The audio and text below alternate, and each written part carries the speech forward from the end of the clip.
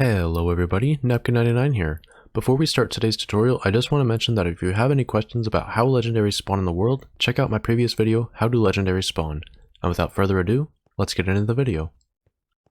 Generation 6 only has 6 legendaries, but it also has one of the most difficult and complex to catch, which will be showcased towards the end of this video. Xerneas spawns in roofed forest biomes during the day, and can also be found in raid dens in this biome.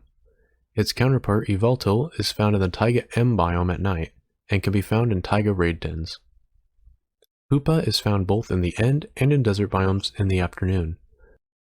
Hoopa has a second form known as its unbound form, which it can turn into when using the prison bottle on it. The prison bottle should be held by Hoopa when caught, but it can also be found in desert temple loot chests. Hoopa can also spawn in raid dens in both deserts and the end. Diancie can be found during the morning either on land in the ultra deep sea biome, or underground in mountainous biomes below Y50. Diancie also has a mega evolution which requires the Diancite megastone. This megastone can be obtained by defeating a mega evolved Diancie boss found in mountainous biomes at any time. Diancie can also be found in mountainous raid dens. Volcanion spawns in the desert M biome at dawn or dusk.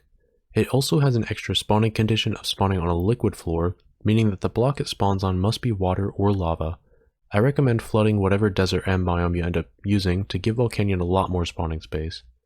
It can also be found in desert biome raid dens. The last and, in my opinion, most difficult legendary in Generation 6 is Zygarde. Zygarde does not spawn normally like most legendaries. Instead, it is pieced together through Zygarde cells found throughout the world. First, you'll need to get yourselves a Zygarde cube and a reassembly unit.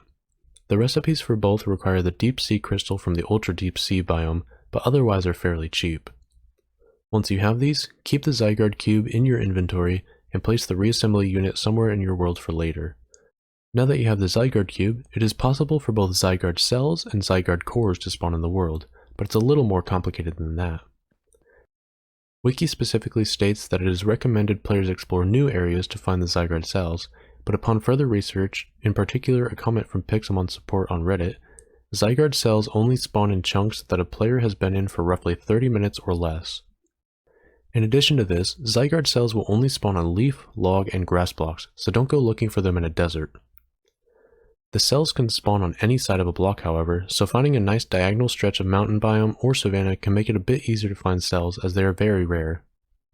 Zygarde cells spawn in an area around you, so I recommend staying in one spot for a little bit of time before moving on to a new area, rather than flying through the world looking for them.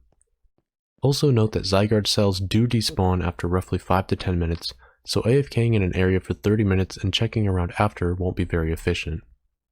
When you do find a cell or a core, right-click on it with a Zygarde cube to suck the cell into the cube.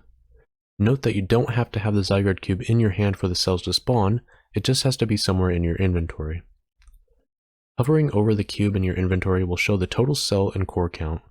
The bare minimum to get Zygarde is 10 cells and 1 core, which will give you Zygarde 10% form.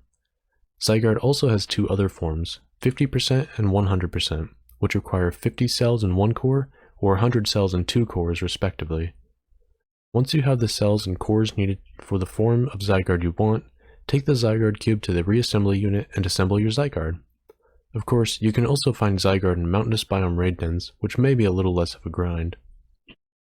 And that's it for Generation 6 legendaries. I hope this video helped you out, and I wish you luck catching them.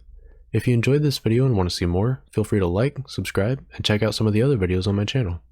Thank you all for watching, I hope you enjoyed, and I'll see you in the next one.